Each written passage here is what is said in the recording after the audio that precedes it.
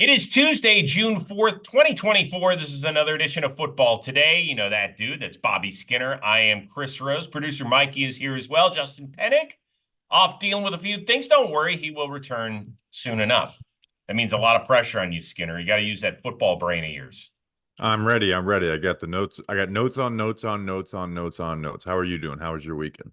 It was great. Youngest son graduated high school, so we got two through high school, so that's always good. Um, yeah, it was very fun. A Is little your wife is your emotional. wife ready for the empty house?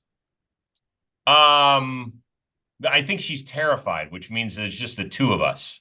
I know. So That's a very weird feeling for adults. So you guys just got to have another kid. yeah, you and I have to discuss science at some point, but that's not. Well, I suppose we could always adopt one. I'm That's true. just not so sure that's in the pay scale right now. But you never know. If football today takes off and just you know millions and millions and millions and maybe no pressure Yeah. on you, Yeah, Skinner. that's actually a great way. Share this show so kids can get adopted. Thank you. Another wide receiver has signed. This one's pretty good. We were waiting for Justin Jefferson, and he got it. 4 for 140, 110 guaranteed to stay in Minneapolis. Were you surprised that it ended up working out? Because there had been some rumors that, well, maybe we'll trade him. We're kind of starting over with a rookie quarterback, but no, he is staying put.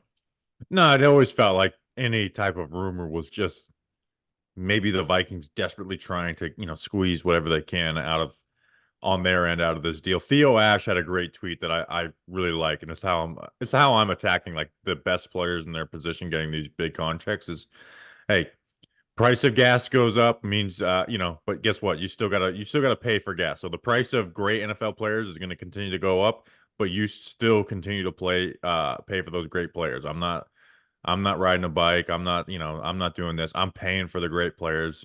And especially again, Justin Jefferson, I mean, maybe the best, offensive weapon in the NFL right now, the best receiver. But I'd put him up against any of the tight ends or running backs in the league.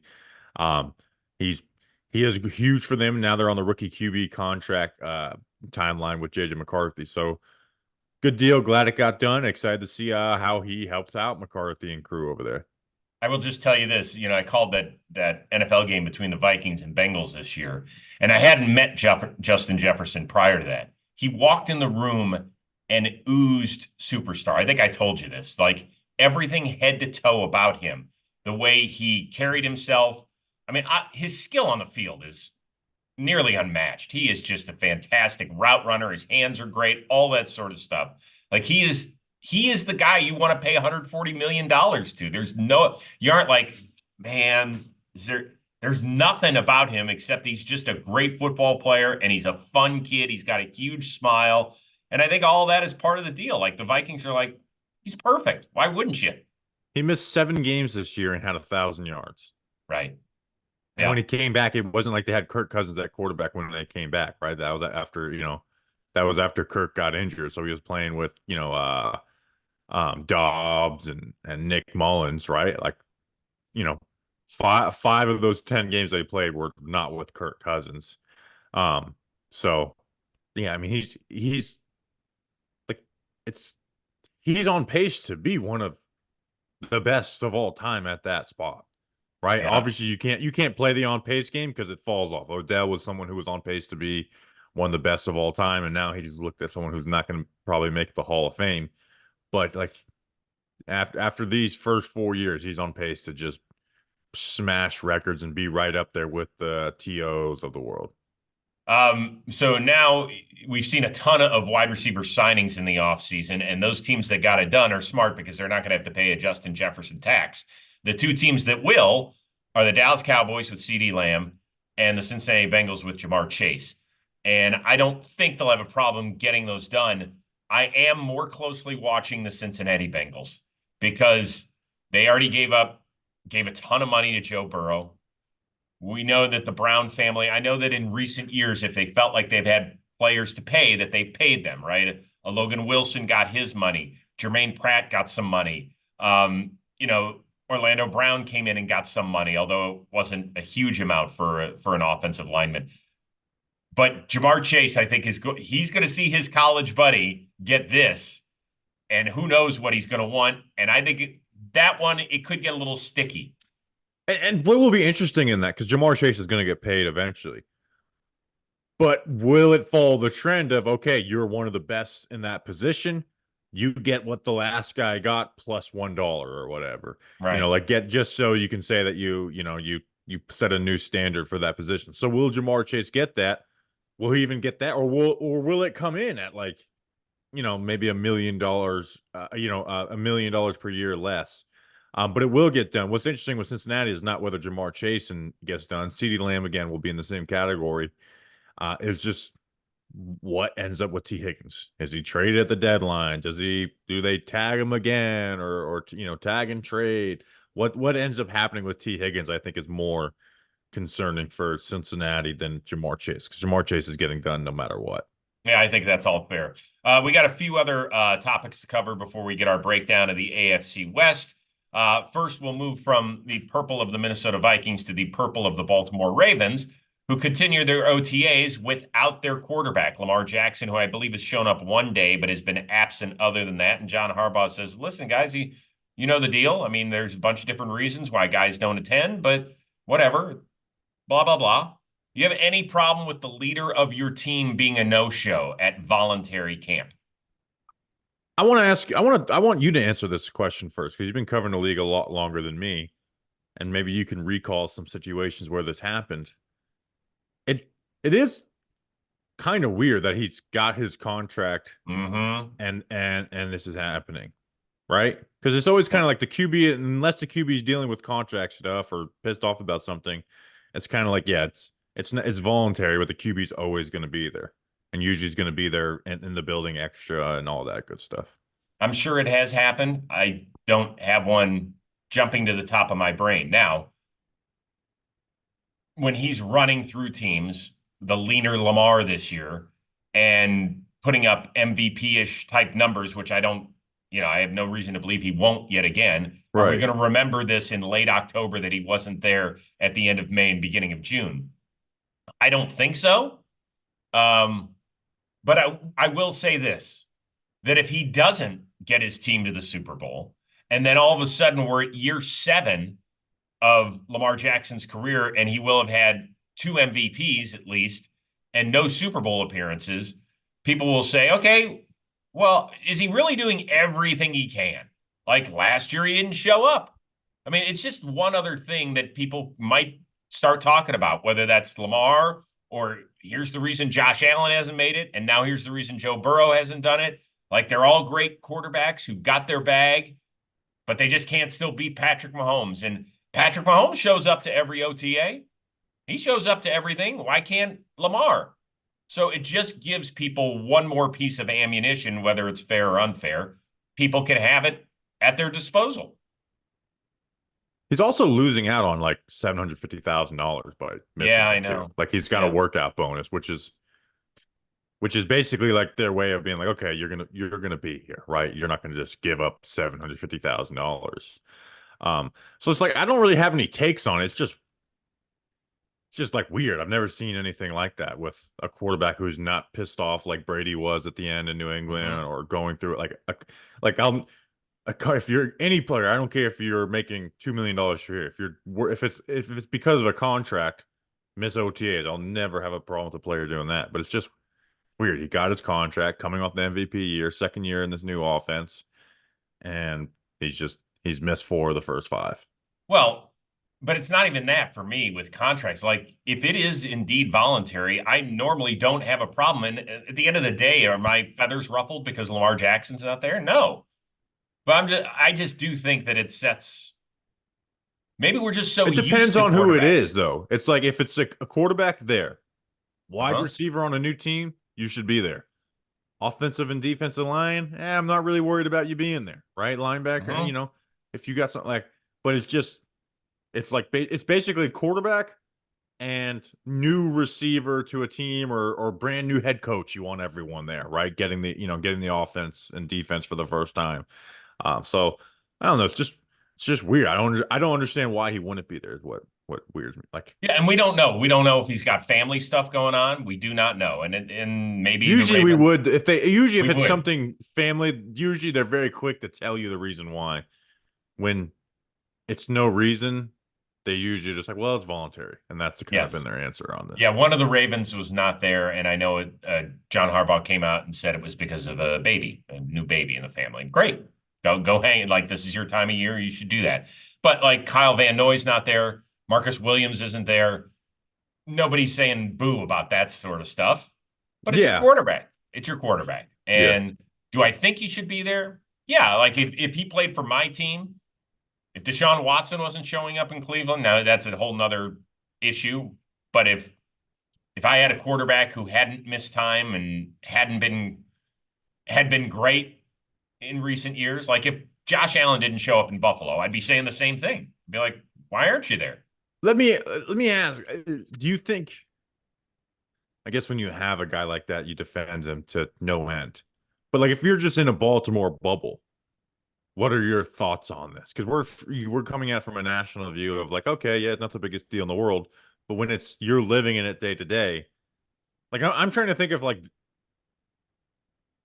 any of my quarterbacks, Eli Manning, Daniel Jones, who I feel like that would set off red flags with me in a sense. But again, Lamar's a proven MVP. He's in this prime of his playing days. It's just, I just don't understand why he's not there. There's no reason.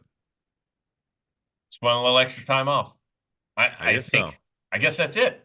Yeah. His So prerogative. however much he's spending on that vacation plus $750,000, very expensive. Well, I'm And trying to find I'm trying to find cheap parking spots and around the Miami airport tomorrow. Lamar's skipping out on $750,000. um, we'll find out next week when they've got mandatory camp. I'm sure he'll answer questions, or maybe he won't, and I'm sure it'll be a topic. Speaking of answering questions and creating a topic, Ben Johnson, who has been an outstanding young offensive coordinator the last few seasons for the Lions, has been up for NFL head coaching jobs. He did not partake in some of these, and he gave us a reason why. Something that really resonates with me is, okay, 8 openings this past year. What would you set the over-under in 3 years? How many still have jobs? Shoot, yeah, I'd put the over-under at 4.5. I would say there's a good chance 5 of them are out of jobs in 3 years. You know? And so when I look at it from that perspective, if I get the opportunity to go down that road, it's about how do I get to that second contract? How do I set myself up that the stars need to align? I'm not going to do it just to do it. I love what I'm doing right now. I mean, that is as raw and as honest as we have ever heard, Bobby. Yeah, and you really never see that either because these guys know like these jobs come and go, and you may be a prime candidate this year, and you look at Byron Leftwich, right? Oh, good job passing up the Jags, right? They wanted to do some things differently than him. He passed it up. Well, guess what? Byron Leftwich got fired as his offensive coordinator job a year later.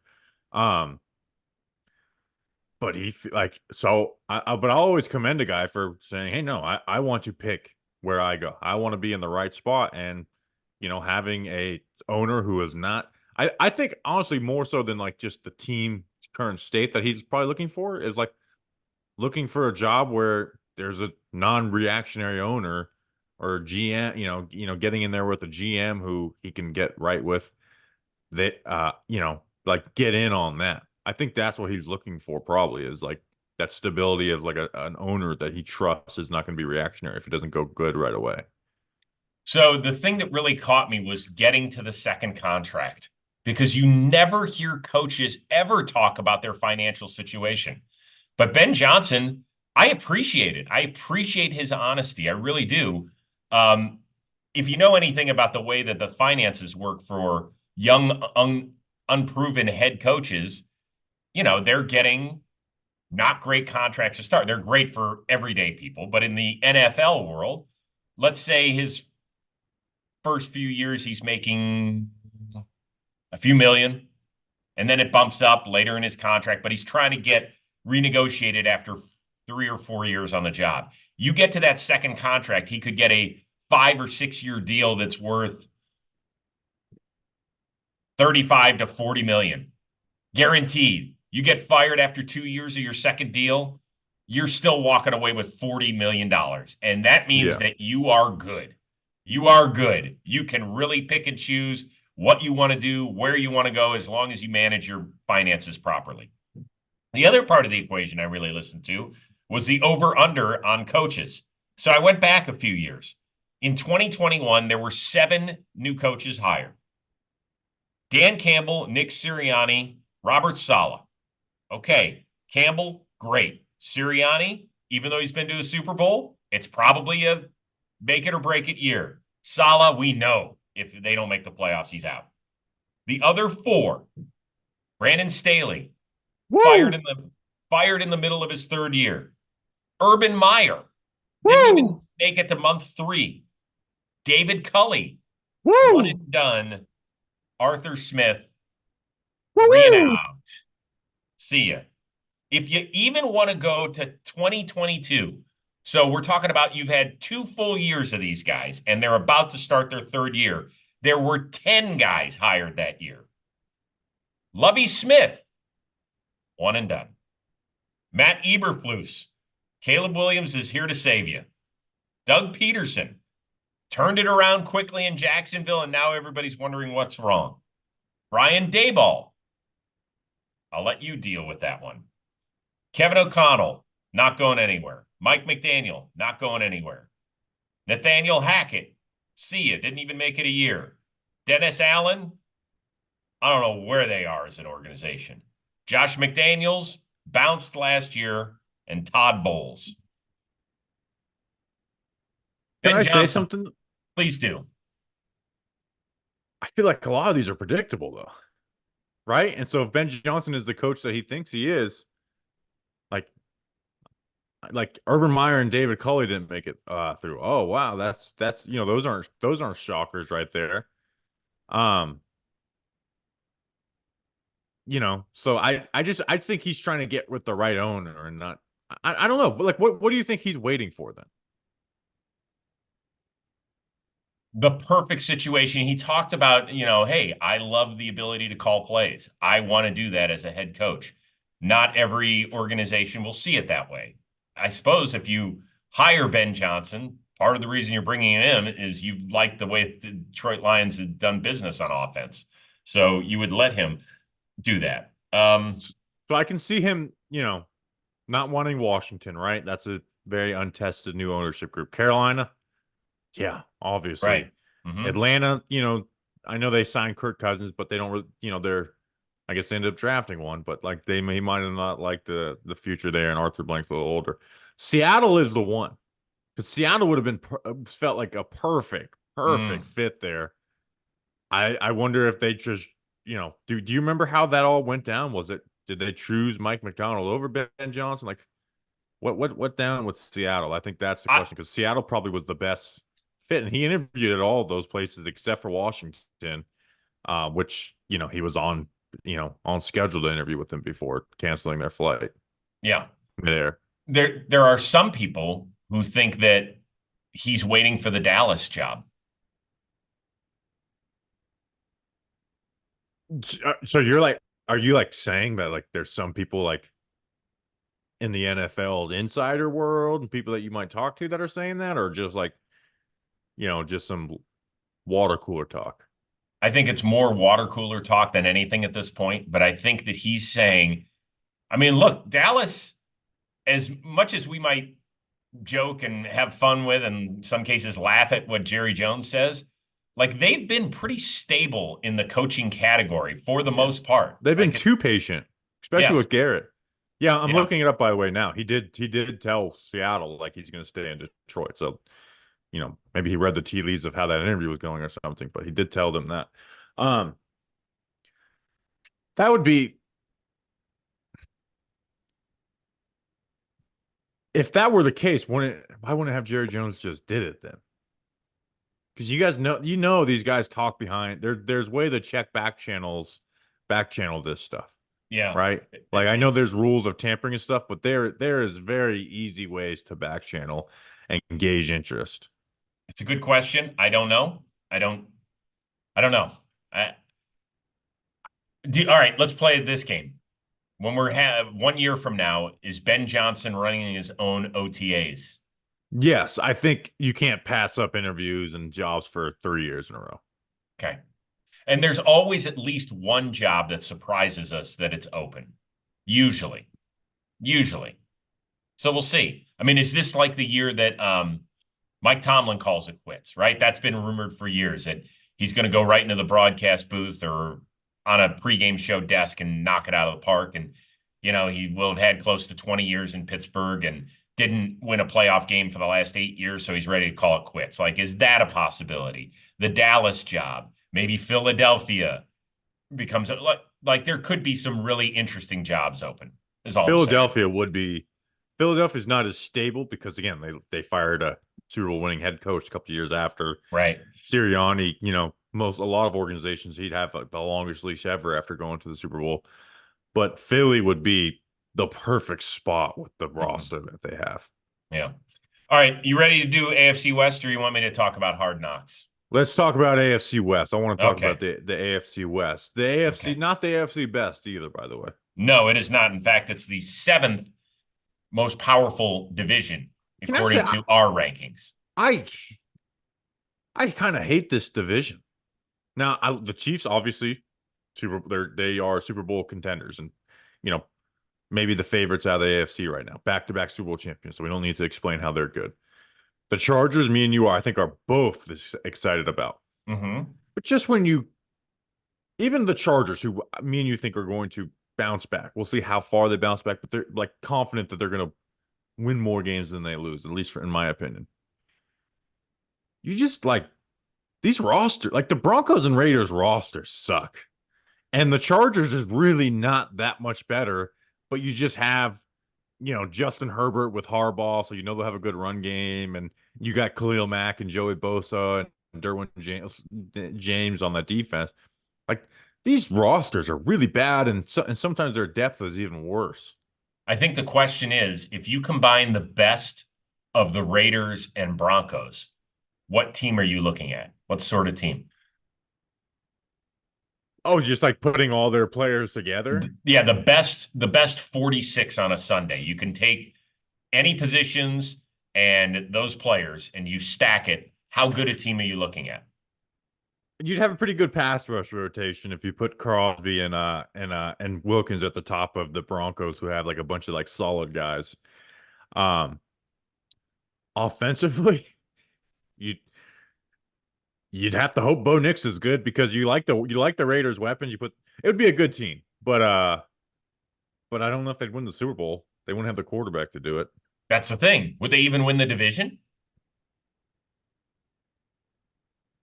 Yeah. You think so? You think they win the division with that quarterback play? Okay. Well, then let's get to it. The Chiefs. It's just like a number. It's that's a fun NFL topic, but there's just a numbers game of okay, they're just solid at every single spot. The Chiefs are trying to become the first three-peat champion in the Super Bowl era. What is Kansas City's biggest hurdle this season?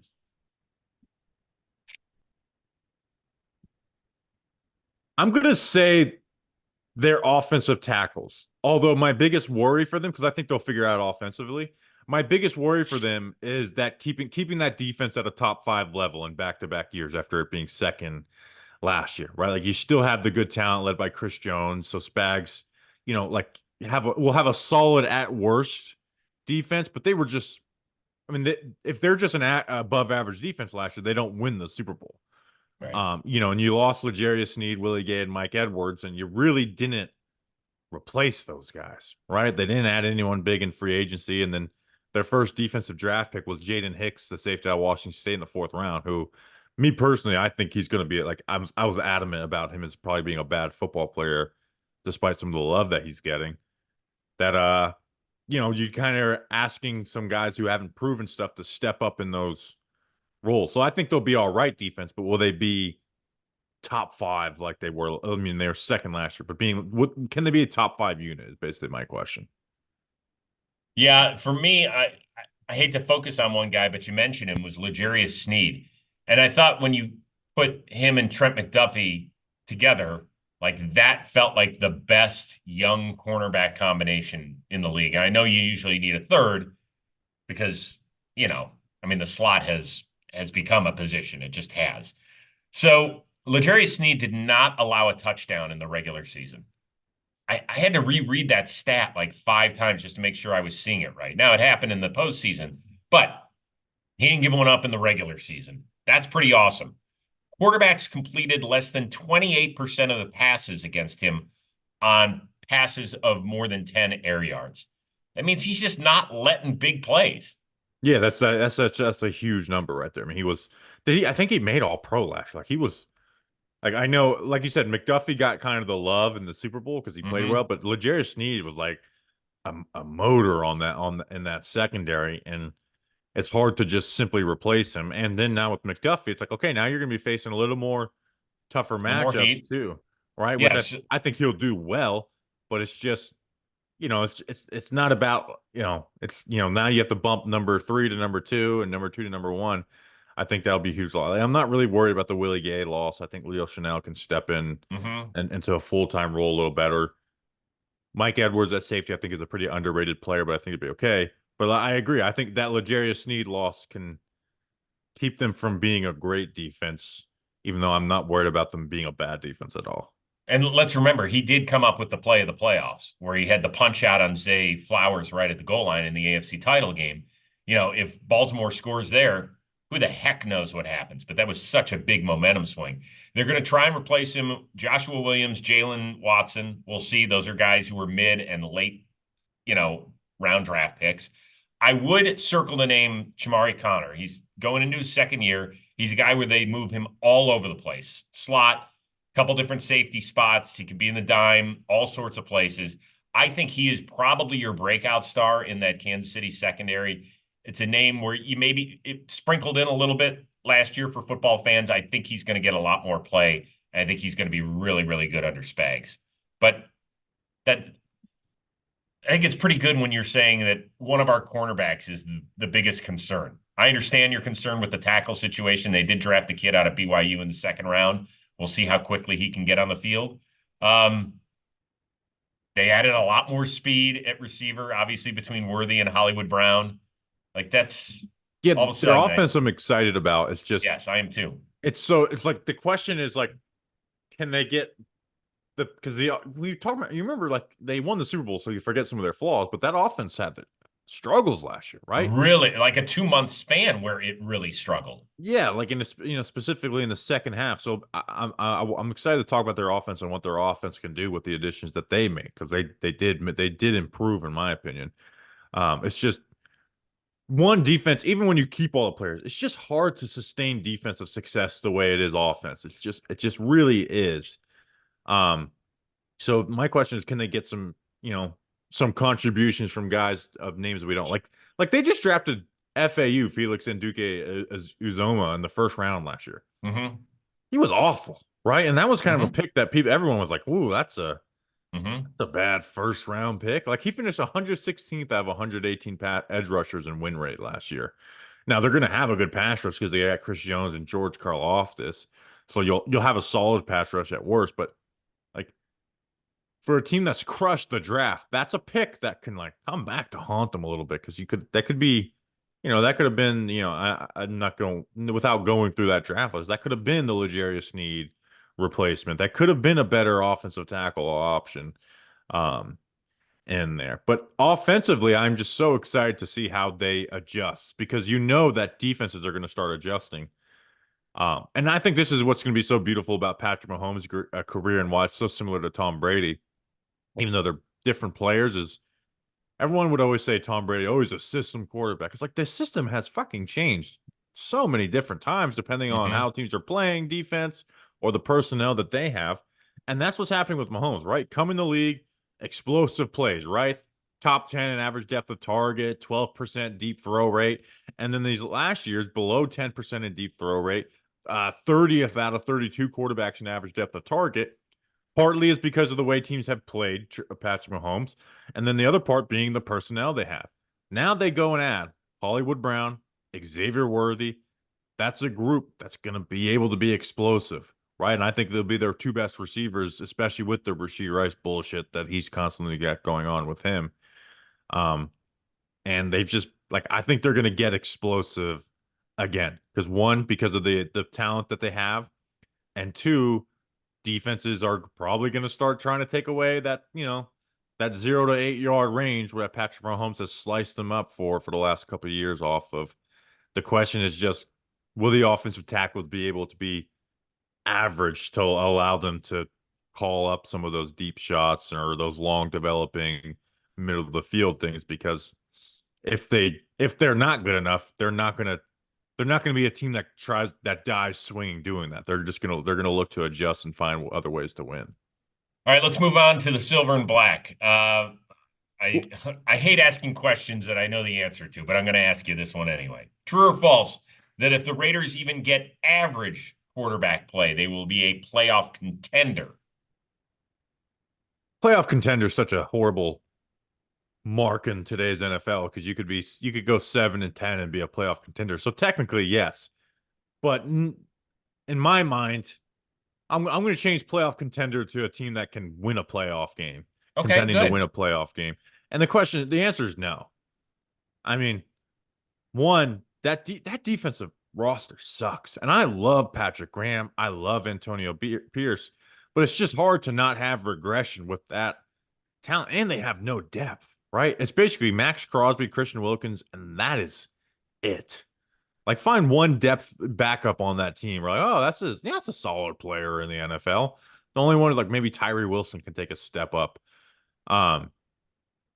And honestly, if they're not getting average QB play out of Aiden O'Connell and or Gardner Minshew, I think you should be a little disappointed in this offensive coaching staff because they got talent. Devontae Adams is still on this team. Jacoby Myers is really good. And then you get Michael Mayer and Brock Bowers as that two-headed tight end duo.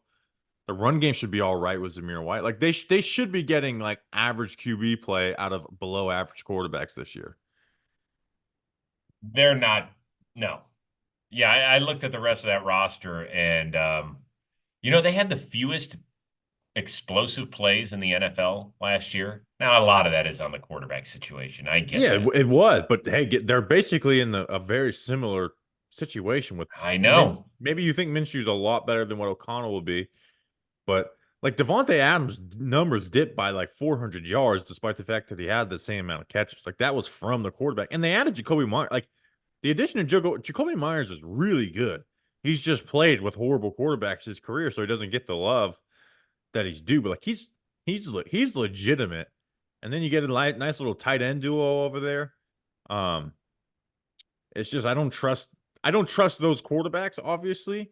And then you pair him with Luke Getsy, who I think is pretty uninspiring as offensive coordinator. That's the thing. I just don't see it as a recipe of oh, look at them surprising us. I think they'll have, with that talent, they'll have some 30-plus point games, but they'll also have a handful of 10, 13-point games. I don't know how many 30-point games I see on that team. The running back situation is whatever. I mean, Josh Jacobs had some shortcomings, but I think he's a pretty good player. Certainly better than anybody that they've left behind. It'll be interesting to see how Zamir White, because he finished the season strong. Can he continue that success? I would be surprised. They did lose Josh Jacobs, obviously. Yeah. And they feel like they've taken care of some of the issues that maybe the offensive line had on one particular side of the line with their second and third round picks. We'll see. But overall, yeah, I think if you were to ask later Raider fans, where's your team right now? They'll be like, we're 8-9-ish. Well, and I think that's hopeful. It's just they are relying so much on defensive coaching, and again, I'm a Patrick Graham stan. He's my guy. But it's not the same as relying on offensive coaching, right? We'll talk about it a little bit with the Chargers. When you're relying on offensive coaching, it's a little more stable. When you're relying so much on defensive coaching, it's just a hard time to continuously find success in the NFL. The fact that they did what they did defensively at the end of last year is somewhat of a miracle. Like what Patrick Graham was able to do once they got rid of Josh McDaniel. Like what they were able to do was unreal. But at the end of the day, they won 5 games under Antonio Pierce. They beat Tommy DeVito, Zach Wilson, Easton Stick, Jarrett Stidham, and then this guy named Patrick Mahomes. So a lot of credit for that one, obviously. So it's just so hard to be relying on defensive coaching so much. I got a question for you with this Raiders team. Uh-huh. Everyone's talking about T. Higgins and Brandon Ayuk, right? Would it make sense for them to trade Devontae Adams? To 44. I think it's been the most undertold story in the NFL. Devontae Adams is now in his 30s. Do you think he wants to be catching passes this year from Gardner Minshew and Aiden O'Connell? You really think that that's where he wants to be? And Devontae Adams is not like he's not a headache, right? Like he's like the perfect citizen wide receiver at this point, but he has a $44 million cap. I know the Raiders aren't in capish, don't have any money issues right now, but they could use a pick back. Well, again, he's going to turn 32 this year. Wouldn't Detroit make so much sense for Devontae Adams? Right? I know we keep trying to pawn off every wide receiver on Detroit, but it feels like he's going to be held back on that team. And they're not a team that just needs a somebody to help them get through a season, right? They have, a nice little trio of Jacoby Myers and then the 2 tight ends. Even they even have Michael Gallup and, Trey Tucker, who are guys who can get yards in the NFL. It feels like they should be trading him because it just didn't work out timeline wise with him. It didn't work out as far as him as a player. He's been phenomenal for them. It's just by the time this contract is run out and done, you're just not going to be one of those teams. So why not try and get something back for it now? It makes a ton of sense. I mean, when he got traded there, he thought he was joining his college buddy, Derek Carr, and they were going to make a run together, and Carr stunk, and they had to get out from the contract, and he's gone. And so now Devontae's like, okay, well, all right, if he's got to go, at least let's get some. And then now this has been their plan the last 2 years. I mean, what is it? It's not a plan. It's NFL malpractice at the quarterback position is what it is. Now, if he got traded to Detroit, let's just play in the fun world. And they don't have to give up any players, just picks. Would Detroit become the team to beat in the NFC? Yeah, oh yeah, they would for me. We really like Detroit, obviously. But that would put them ahead of San Fran because they are truly lacking. It's not like they have they could use him. I have a lot less faith in Jameson Williams and their receivers on the outside than they do. And so you pair him with Amon-Ra St. Brown and then Sam Laporta at tight. I mean, that's fucking deadly. That is deadly. With that, that's a deadly offense. You could put Aiden O'Connell on that offense, and I would have faith in that offense to succeed. So that's just a deadly offense with what they're able and the improvements they made on defense in the DB room. Yeah. I don't think it's an overreaction at all to be like, okay, now you're my NFC pick. He's still amazing. I love this that we're doing AFC West talk and we already seeped into the NFC North because it's one of the more interesting divisions. Here's what are the Raiders looking to what is success for them? Say they win 7 games, right? You could look at that positively or negatively. What is success for them? I told you that I thought that they were the one team in the NFL that has 0 plan at quarterback. 0. They don't have it. This is not a plan.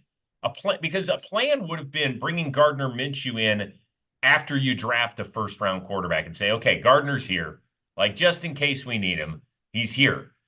You can't say he's here in case O'Connell fails. What? We're talking about a guy. I feel like he's older than Gardner Minshew almost. This is all bizarre stuff. I think they've totally botched this thing. And yeah, now they've got this. Devontae Adams is, if you're a baseball fan at all, he is the equivalent of having an all-star closer on a 60-win team. That's what it feels like. His talent is being wasted out there with no good feel of the future. 0. Can we move on before I get overly frustrated with this? They went 8-9 last year. Like, it's shocking. I So can't believe that it's happened. just, can the Antonio Pierce magic continue? I think that's you're the asking hope. for a lot. I think that's the hope. Like, that's my definition of success for the Raiders is like, okay, they've got a damn good coaching staff over there, and it wasn't just an interim flash in the pan. Okay, but that's the thing, is that it feels like it's a lot of rah-rah more than anything else. And I hope that it works out for Antonio Pierce. I think he's grinded to get to where he is. His entire playing career was a grind, and now his coaching career has been a grind. So I hope it works out. But I do feel that part of that is smoking stogies with the boys. Like, don't fuck with us. We will punch you harder than you punch us. And that part of that is fine. But at the end of the day, you got to have somebody that can spin it. And if you don't, that other stuff is only going to get you so far. Yeah, it's different when you got to go through OTAs and mini camp and a training camp and and not just 9 games to finish the year. All right, Broncos, year 2 for Sean Payton, and he's going to have a new QB1. We just don't know who it is yet. Zach Wilson, Jared Stidham, first-round pick Bo Nix, each recently took snaps at the 1 over 3-day span at OTAs. Do you think there's a real competition, or is this Bo Nix's job and Sean Payton just can't say it at the beginning of June? I do think it's Bo Nix's job, but I also think the competition should be Bo Nix versus is Bo Nix ready? Because I can definitely see Sean Payton being like, hey, he's not ready. He would benefit from not playing right away.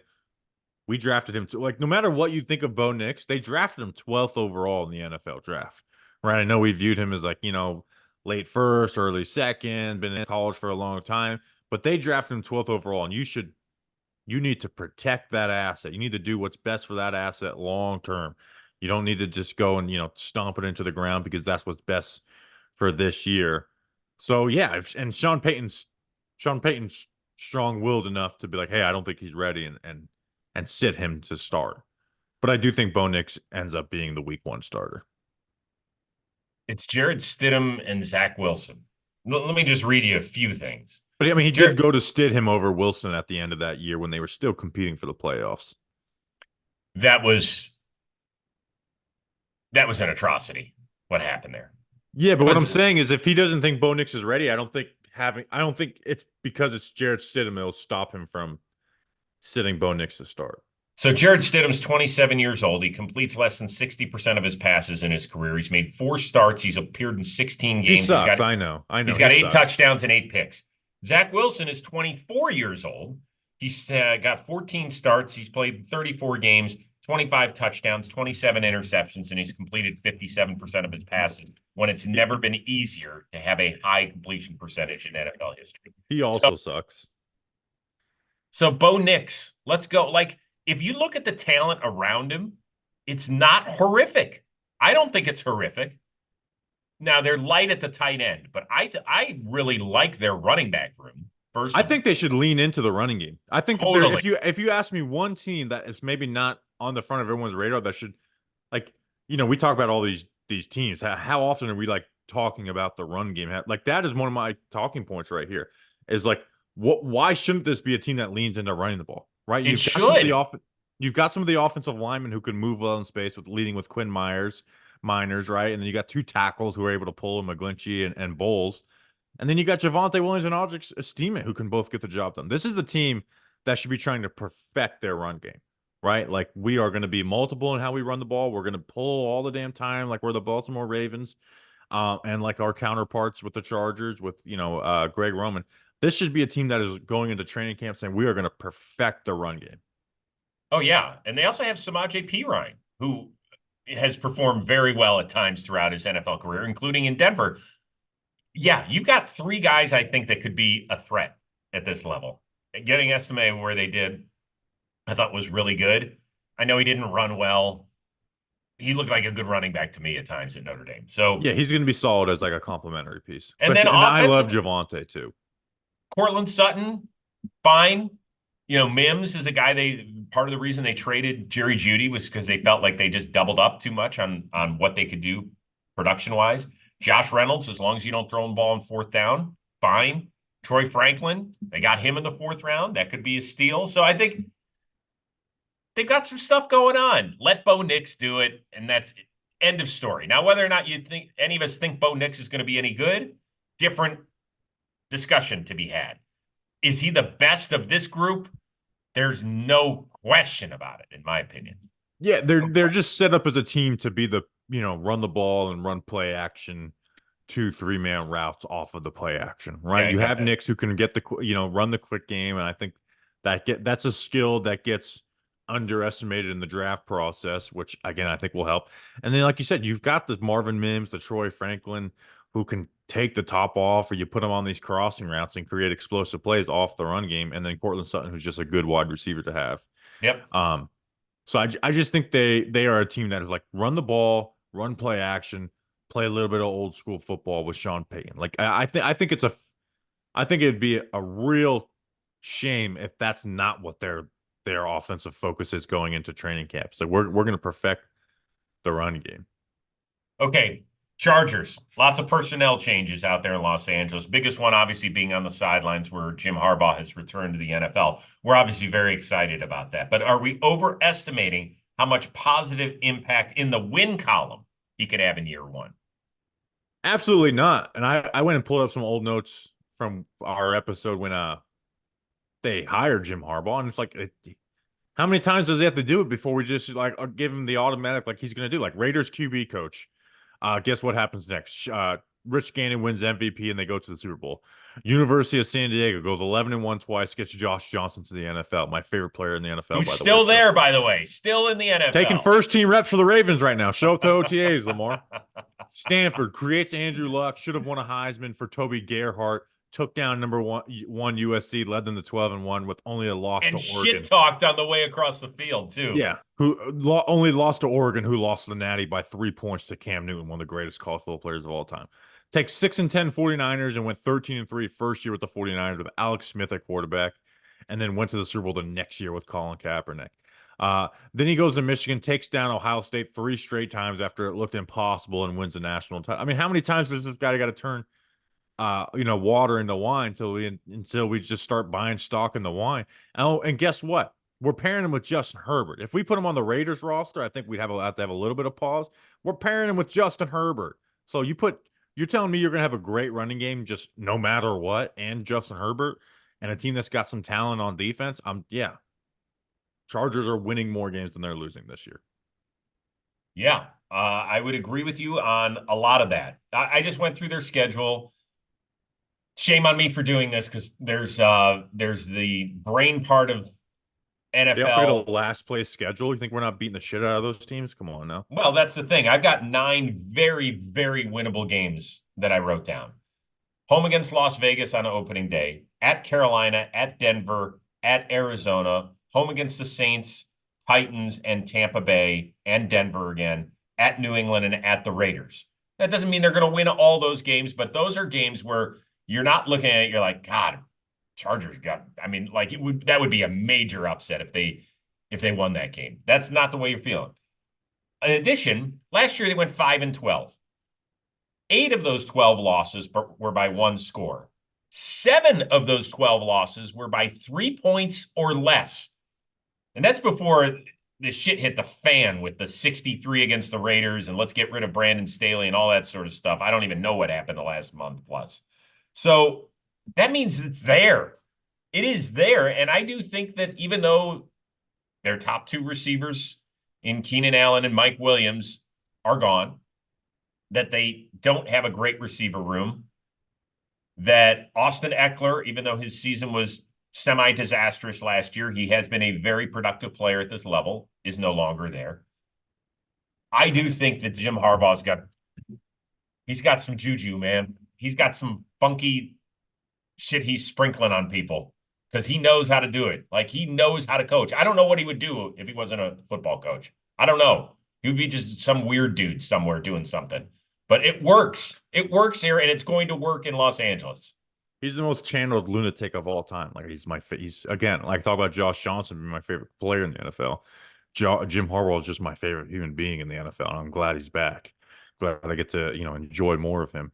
Yeah, I mean, I don't think we're underestimating. Honestly, I think if there's anything we're underestimating is that, like, oh, this team actually won a playoff game. Didn't just make the playoffs. because I think you pair him with Justin Herbert, and I think that offense is going to be really good. And like you said, they're not going to have a hard schedule. And the other two we just talked about, we've been pretty like positive about some of these teams in these division matches. I mean, we're both pretty low on the Broncos and the Raiders, and even the Chiefs. Again, we talk about like they won Super Bowls, but they in the regular season they are a bit vulnerable. Like you could see them splitting with the Chargers this year. Um, so yeah, I'm really high on the Chargers. They're probably like my worst to, like my team that makes the biggest jump from 2023 to 2024. I wouldn't be shocked if they had a 5-win improvement, if they went from 5 to 10. Oh, I mean, I'm kind of expecting that. Yeah. All right, so why don't we give our divisional predictions? I'm going to go Chiefs, Chargers. That's an easy one too. I'm going to go Broncos 3, Raiders 4.